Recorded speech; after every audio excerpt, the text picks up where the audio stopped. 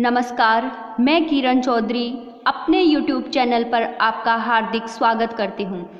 राजस्थान की ज्योग्राफी का हम अध्ययन कर रहे थे। राजस्थान की ज्योग्राफी के अंतर्गत हमारा जो टॉपिक चल रहा है वो चल रहा है राजस्थान के भौतिक विभाग। राजस्थान को 4 भौतिक विभागों में बांटा गया है। पश्चिम में थार का रेगिस्तान, लगभग मध्य में अरावली पर्वतमाला, पूर्व की तरफ मैदानी प्रदेश और दक्षिण पश्चिम की तरफ हाड़ौती का पठार। थार का रेगिस्तान और अरावली पर्वतमाला का अध्ययन हम कर चुके हैं। आज है जो दक्षिणी पूर्वी हाड़ौती के पठार का हम विस्तार से अध्ययन करेंगे। ठीक है, सबसे पहले हम देखते हैं दक्षिणी पूर्वी हाड़ौती के पठार की उत्पत्ति। अगर हम बात करें कि हाड़ौती के पठार की जो है उत्पत्ति कौन से महाकल्प में हुई, तो मीसोजोइक महाकल्प। और मीसोजोइक महाकल्प के किस काल में? क्रिटेशियस काल में। महाकल्प पूछा जाए मीसोजोइक महाकल्प के क्रिटेशियस काल में।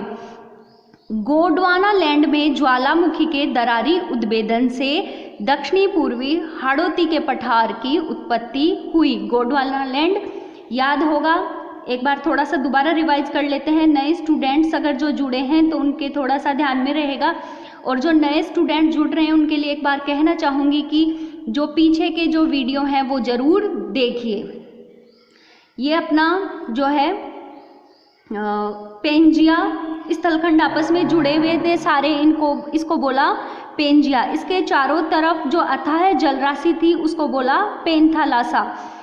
ये जो पेंजिया टूट गया, ठीक है, और टूटने पर इसके जो उत्तरी भाग को है हमने बोला अंगारा लैंड, और दक्षिणी भाग को बोला गोंडवाना लैंड। ठीक है, पूरे जो महाद्वीप है जो आपस में जुड़े हुए थे उसको बोला पेंजिया। चारों तरफ जो अथाह जल राशि थी उसको बोला पेंथालासा, और ऊपर वाले भाग, इस स्थल के ऊपर वाले भाग को अंगारा लैंड और नीचे वाले भाग को गोंडवाना लैंड बोला। फिर ये टुकड़ों में टूट गया तो बीच में जो है जल भर गया, उसको बोला टेथिस सागर। और आज हम देख रहे हैं कि जो है ये स्थल कई खंडों में टूट गया जिनको हम बोलते हैं महाद्वीप। और इन स्थल जो टूट गया तो बीच में जो है पेंथालासा का जल इनके बीच में आ गया जिसको आज हम बोलते हैं महासागर। तो जो अपना दक्षिणी पूर्वी हाड़ौती का पठार है इसी गोंडवाना लैंड का भाग है। आपको याद हो तो एक और अपना भौतिक प्रदेश है जो इसी गोंडवाना लैंड का जो है भाग है। हमने लास्ट वीडियो में अध्ययन किया था अरावली पर्वतमाला, वो भी इसी गोंडवाना लैंड का भाग है। फिर हम बात करते हैं जो है ये राजस्थान के कितने प्रतिशत भाग पर पठार विस्तृत है। तो राजस्थान के जो पूरे क्षेत्रफल के 7% भाग पर पठारी प्रदेश विस्तृत है। जनसंख्या की बात करें तो जो संपूर्ण जनसंख्या है उसका 11% हिस्सा है इस पठारी प्रदेश में रहता है। जिलों की बात करें तो 4 जिले आएंगे मुख्यतः कोटा,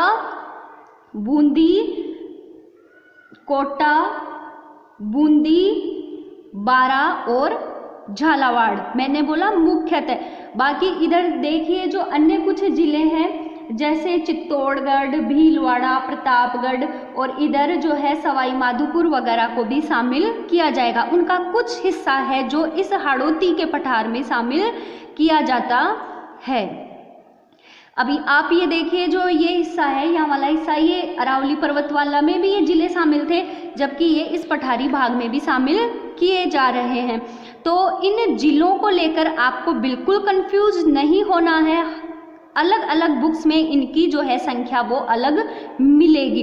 अब किसी बुक में इनकी संख्या 4 मिलेगी क्योंकि मुख्य रूप से ये है, जबकि कुछ यहाँ के जो जिले हैं वो भी इस भाग में आते हैं, तो उस हिसाब से यहाँ 7 या 10 जो जिलों की संख्या किसी बुक्स में दी हुई होगी। अगर हम बात करें कि यहाँ की जलवायु कैसी है, तो यहाँ की जो जलवायु है अति आर्द्र है। देखिए लास्ट वीडियो को अगर आपने ध्यान से पढ़ा है तो आपको ये चीज़ है जो क्लियर हो गई होगी। लास्ट वाले वीडियो में एक बात कही थी कि जो है अगर मैं कहूँ कि राजस्थान का कौन सा ऐसा स्थान है जहाँ सर्वाधिक वर्षा होती है, स्थान की बात की तब तो क्या आएगा, माउंट आबू। ठीक है, अगर मैं पूछूं जिला कौन सा है जहां सर्वाधिक वर्षा होती है, तो कौन सा जिला था, झालावाड़ जिला। ठीक है, फिर ये पूछा जाए कौन सा भौतिक विभाग है जो सर्वाधिक वर्षा प्राप्त करता है, तो भौतिक प्रदेश की बात आती है तो वो आता है अपना पठारी भाग। इसलिए ये राजस्थान का यानी भौतिक भाग की बात करें तो सर्वाधिक वर्षा इसी भौतिक विभाग में होती है, इसलिए ये अति आर्द्र जलवायु के अंतर्गत इसको शामिल किया जाता है। वर्षा का औसत यहाँ 80 से 120 सेंटीमीटर है और मिलीमीटर में पूछे तो 800 से 1200 मिलीमीटर है। अब अभी देखिए, अब आप इसी को भारत के संदर्भ में लेते हैं ना, तो वहाँ अति आर्द्र जो जलवायु वाले जो स्थान है ना, वहाँ पर बरसात कितनी होती है, 200-250 सेंटीमीटर से अधिक, उनको जो है अति आर्द्र जलवायु में शामिल किया जाता है। लेकिन ये अपन राजस्थान की बात कर रहे हैं, राजस्थान के हिसाब से सबसे ज़्यादा बरसात यहाँ होती है, इसलिए इसको अति आर्द्र में जो है शामिल किया गया है। इसलिए आपको इस चीज़ को लेकर कंफ्यूज नहीं होना है। ठीक है, तो सर्वाधिक वर्षा वाला भौतिक विभाग हमारा ये पठारी भाग ही है। मृदा की बात करें तो यहाँ काली मृदा है, जिसका जो वैज्ञानिक नाम है वो है वर्टिसोल। देखिए काली मृदा क्यों है, क्योंकि जो है दक्षिण पूर्वी पठार की उत्पत्ति कैसे हुई है, ज्वालामुखी के दरारी उद्भेदन से। और ज्वालामुखी का दरारी उद्भेदन भी यानी एक मुंह के द्वारा है, जो उद्गार नहीं होता बल्कि एक लंबे एरिया होता है, जिससे कि जो है भूगर्भ से जो है तरल मैग्मा निकलता है, बाहर आता है और वो जम जाता है, और ठंडा होने के बाद हम उसको बोलते हैं लावा। और उसकी मिट्टी कैसी होती है, हमेशा ही काली होती है, इसलिए इसको लावा का पठार भी कहते हैं। इसको क्या कहते हैं, लावा का पठार। आगे आएगा तब इसको देखेंगे कि लावा का पठार पूरे हिस्से को नहीं बोलते, कौन से हिस्से को बोलते हैं। निर्मित लावा द्वारा, अभी ये अपन ने बात कर ली कि ज्वालामुखी क्रिया के द्वारा दरारी उद्भेदन हुआ। देखो अगर केंद्रीय उद्भेदन होता है, एक मुंह के द्वारा लावा बाहर निकलता है, तब तो क्या होता है, विस्फोटक होता है और तीव्र गति से होता है, तो हमेशा जो है पर्वतों का निर्माण होता है केंद्रीय उद्गार द्वारा। और अगर दरारी उद्गार होता है ज्वालामुखी में, लंबे एरिए में जो है लावा बाहर निकलता है, तब हमेशा है जो पठारों का निर्माण होता है। इसलिए यहाँ ज्वालामुखी के द्वारा पठार का निर्माण हुआ है, जबकि विश्व के कई ऐसे अन्य भाग हैं जहाँ ज्वालामुखी के द्वारा ऊंचे ऊंचे पर्वतों का निर्माण भी हुआ है। तो ये लावा द्वारा निर्मित है। फसल, देखिए जब हमने बात की कि यहाँ जो है काली मिट्टी है, तो काली मिट्टी का नाम सुनते ही आपको एक फसल का नाम तो दिमाग में आ जाना चाहिए, कपास। काली मिट्टी को तो कहते ही क्या है, कपास की काली मिट्टी। काली मिट्टी और कपास ये तो एक साथ आपस में जुड़े हुए हैं। तो यहाँ पर गन्ना, कपास, तंबाकू, संतरा, धनिया और जो है चावल और कुछ मात्रा में गेहूं भी होता है। यहाँ जो झालावाड़ जिला है ना, वहाँ पर राजस्थान का सबसे अधिक है जो संतरा होता है, इसलिए इसको तो जो है राजस्थान का नागपुर भी कहते हैं। क्यों? क्योंकि भारत का जो है नागपुर संतरा के लिए प्रसिद्ध है और झालावाड़ राजस्थान का प्रसिद्ध है, इसलिए इसको झालावाड़ को राजस्थान का नागपुर की संज्ञा भी देते हैं। देखिए इसके बाद जो है इस दक्षिणी पूर्वी पठारी प्रदेश को दो भागों में बांटा गया है, विंध्यन कगार और लावा का पठार। वर्गीकरण किया गया है, विंध्यन कगार और लावा का पठार दो इसके उपभाग हैं। तो विंध्यन कगार तो ये वाला हिस्सा है जिसको मैंने इस तरीके से किया है, ये ऊपर वाला हिस्सा है। विंध्यन कगार जो विंध्याचल जो पर्वत है उसका हिस्सा है, और ये वाला एरिया है वो है जो है लावा का पठार। ऐसे करके इसको अलग अलग दो भागों में बांटा है। ठीक है, तो अब हम देखते हैं विंध्यन कगार को। अब आपको ये जिले समझ में आ गए होंगे यहाँ पर कि कौन कौन से है। देखिए, बूंदी, फिर नीचे कोटा, ये इधर बारा, ये झालावाड़, इधर थोड़ा हिस्सा सवाई माधोपुर, करौली और धौलपुर का थोड़ा सा हिस्सा। विंध्यन कगार तो जो है सवाई माधोपुर, करौली और धौलपुर में फैला हुआ है। मानचित्र याद रखना है। देखो, हर जो अपन ने टॉपिक लिया मानचित्र अगर आपको पता है तो आप कितनी आसानी से विंध्य कगार कौन से जिलों में फैला है, तो अगर ये मानचित्र आपके दिमाग में है और अगर जिले आपको पता है कि कौन सा जिला कहाँ है, तो आपको रटने वाला कोई काम ही नहीं बचेगा। तो सवाई माधोपुर, करौली और धौलपुर, इन जिलों में विंध्यन कगार भूमि है। और अपने यहाँ बारा, कोटा, झालावाड़ और इधर चित्तौड़ और प्रतापगढ़ और थोड़ा सा हिस्सा बांसवाड़ा, यहाँ है जो ये लावा का पठार विस्तृत है। क्लियर हो गया होगा। उसके बाद देखिए हम वर्गीकरण करते हैं।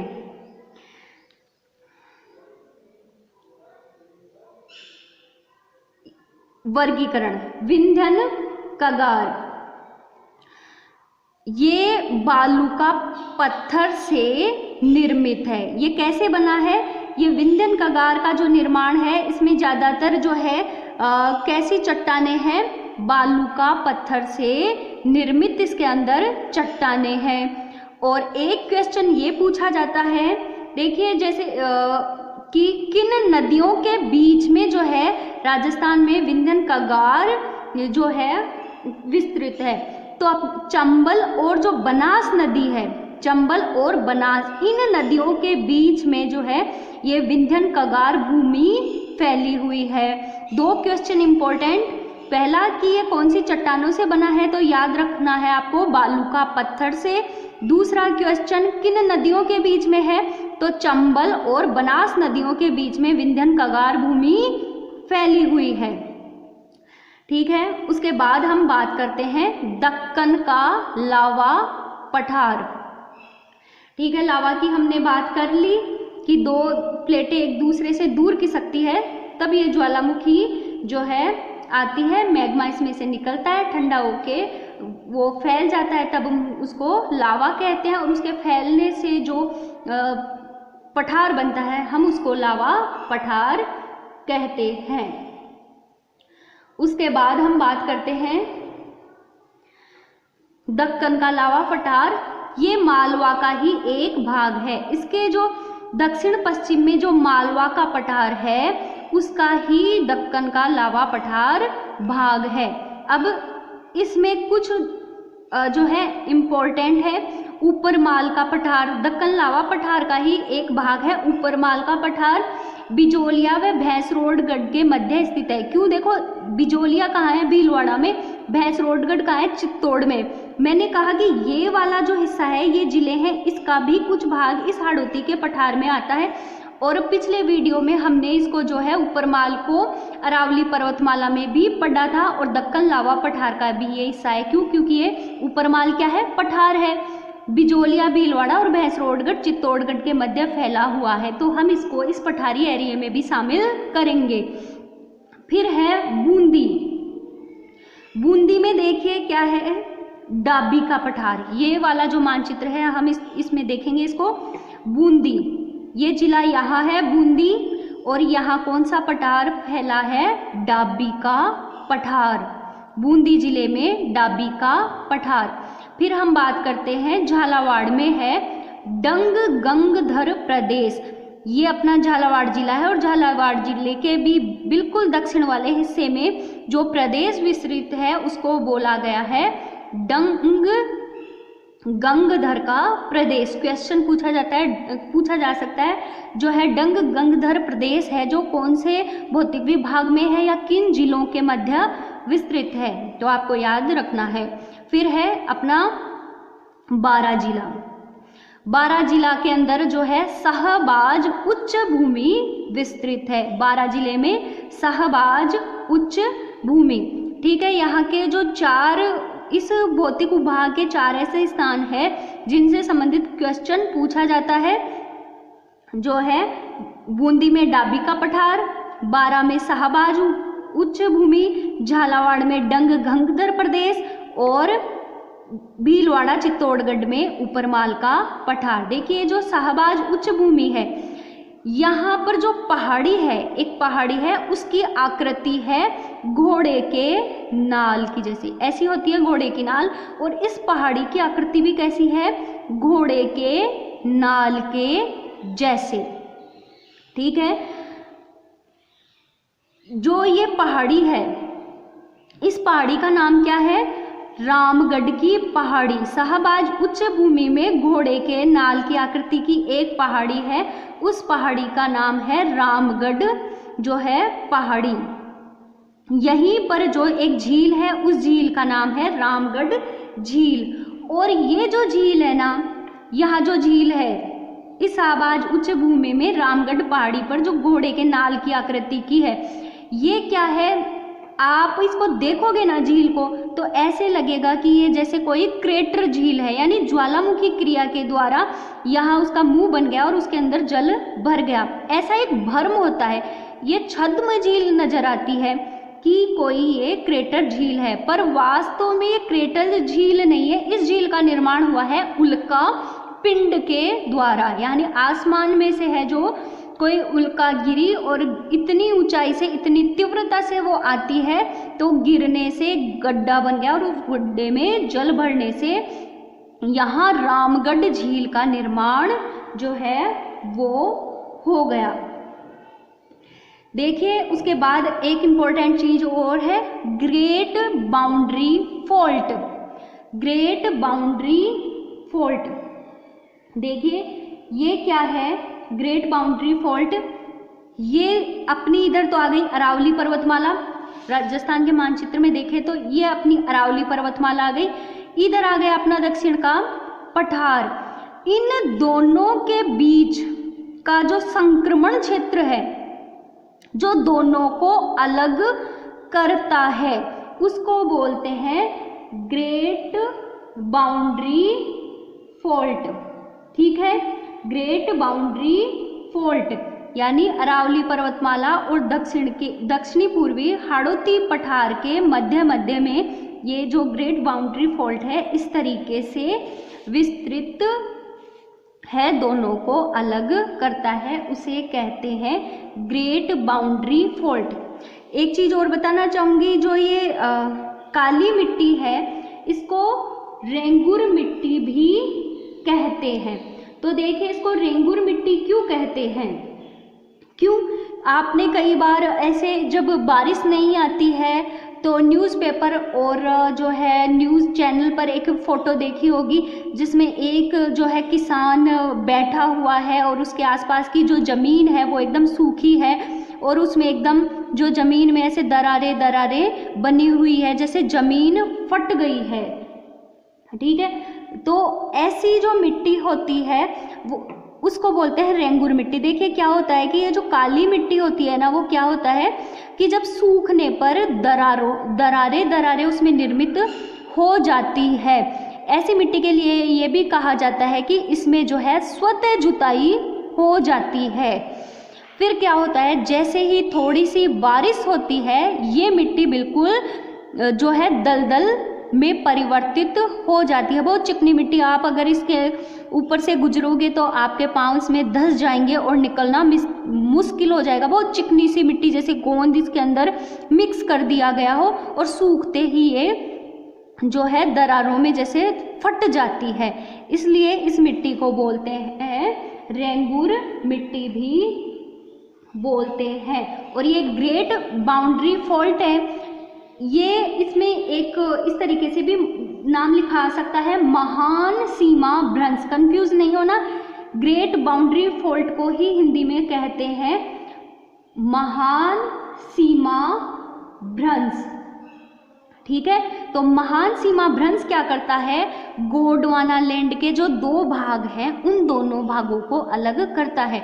इस तरीके से भी पूछा जा सकता है कि ग्रेट बाउंड्री फॉल्ट कौन से दो भागों को अलग करता है, गोंडवाना लैंड के दोनों भागों को। अरावली पर्वतमाला और दक्षिणी पूर्वी हाड़ौती पठार दोनों ही क्या है, गोंडवाना लैंड के हिस्से हैं, और इन दोनों गोंडवाना लैंड के हिस्से को जो है ये अपना ग्रेट बाउंड्री फॉल्ट या जो है महान सीमा भ्रंश अलग करता है। एक चीज और है, ये जो इसको संक्रमण क्षेत्र भी बोलते हैं। ये दक्षिण का जो पठार है इसको संक्रमण क्षेत्र भी बोलते हैं। कैसे बोलते हैं, देखिए इसके अंदर क्या है, इधर आ गई अरावली पर्वतमाला, इधर ये हिस्सा आ गया विंध्यन का। तो अरावली पर्वतमाला में, इस दक्षिण के पठार में अरावली पर्वतमाला और इस विंध्यन पर्वत दोनों की विशेषताएं दिखाई देती है, यानी दोनों प्रकार की चट्टानें इस हाड़ौती के पठार में दिखाई देती है, इसलिए इसको बोलते हैं संक्रमण क्षेत्र। ठीक है, कोई भी एक वस्तु होती है, इधर एक दूसरा जो है प्रदेश है, एक दूसरा प्रदेश है, तो बीच वाले प्रदेश में क्या होगा कि कुछ विशेषताएं इसकी दिखाई देगी और कुछ विशेषताएं इसकी दिखाई देगी। तो ऐसे एरिया को हम बोलते हैं संक्रमण एरिया, जिसमें दोनों की विशेषताएं दिखाई देती है और वो दोनों प्रदेशों को एक दूसरे से अलग करता है। ऐसे प्रदेश को बोलते हैं संक्रमण क्षेत्र। तो दक्षिण इस हाड़ौती के पठार को जो है अरावली और विंध्याचल के मध्य का जो है संक्रमण क्षेत्र बोलते हैं। विंध्याचल में जो है चूने की जो चट्टानें मुख्य रूप से पाई जाती है, और हाड़ौती के पठार में है जो बेसाल्टिक जो चट्टानें पाई जाती है। ज्वालामुखी क्रिया के द्वारा जो चट्टानों का निर्माण होता है वो बेसाल्टिक चट्टानें होती है। तो इसका निर्माण बेसाल्टिक चट्टानों के द्वारा, और विंध्यन कगार की जो चट्टानें बनी है वो चूने की चट्टानें बनी है। और अपना जो अरावली पर्वतमाला है यहाँ मुख्य रूप से ग्रेनाइट, चूना और मार्बल प्रकार की जो है आपको चट्टानें मिलती है। एक है मुकुंदवाड़ा की पहाड़ियाँ। देखिए कोटा और अपना जो झालावाड़ जिला है, कोटा और झालावाड़ जिला, इनके बीच में जो है मुकुंदवाड़ा की पहाड़ियाँ भी स्थित है। तो कई बार पूछा जा सकता है कि मुकुंदवाड़ा की पहाड़ियाँ कहाँ है, तो ये कोटा और ये झालावाड़, इसके बीच में कौन सी पहाड़ियाँ स्थित है, मुकुंदवाड़ा की पहाड़ियाँ। और झालावाड़ को एक नाम से भी जानते हैं, घंटियों का शहर के नाम से भी जो है झालावाड़ प्रसिद्ध है। ठीक है, तो जो आज का हमारा टॉपिक था वो इतना ही था। देखिए पश्चिम से हम पूर्व की तरफ चलते हैं ना, तो पश्चिम ये अपना जो रेगिस्तानी इलाका है, इसकी जो इसमें काफ़ी सारे फैक्ट हैं जो एग्जाम की दृष्टि से हमारे लिए बहुत महत्वपूर्ण थे, यानी 2 वीडियो में भी समेटना इसको मुश्किल हो गया था। और फिर अरावली पर्वतमाला, और ये जो दोनों अपने भौतिक विभाग हैं, हाड़ौती का पठार और मैदानी भाग, इनमें से जो है एग्जाम में थोड़े कम क्वेश्चन पूछे जाते हैं, इनमें से अधिक पूछे जाते हैं। हाँ, लेकिन जो भी कभी बनते हैं वो मैंने इस आज के टॉपिक में सारे वो क्वेश्चनों को शामिल कर लिया है। आप इसको जो है ध्यान से एक बार दोबारा देखिए, नोट्स आप साथ साथ में बनाते चलिए, तो कोई आपको दिक्कत नहीं होगी। कई सारी जो है एग्ज़ाम उनकी जो है डेट आ रही है, तो अपनी जो है तैयारी को सतत रखिए। सतत रखोगे तभी जो है आप अपना सिलेक्शन निश्चित कर पाओगे। बस अपने ऊपर है जो हमें भरोसा रखना है कि अगर आप 9th, 10th, 12th या ग्रेजुएशन में 90% नहीं लेके आए हो, लेकिन ये ज़रूरी नहीं है कि नहीं लाए हो तो है आप गवर्नमेंट जॉब नहीं लग सकते हो। अगर आप लगातार ध्यान से लंबे समय तक जो है अध्ययन करते रहोगे तो निश्चित ही सफलता आपको ज़रूर मिलेगी। कैसा लगा आपको ये वीडियो मुझे ज़रूर बताइए, और अपना जो लास्ट भौतिक विभाग और बचा है, नेक्स्ट वीडियो में मैं वो लेके आऊँगी। तब तक के लिए धन्यवाद।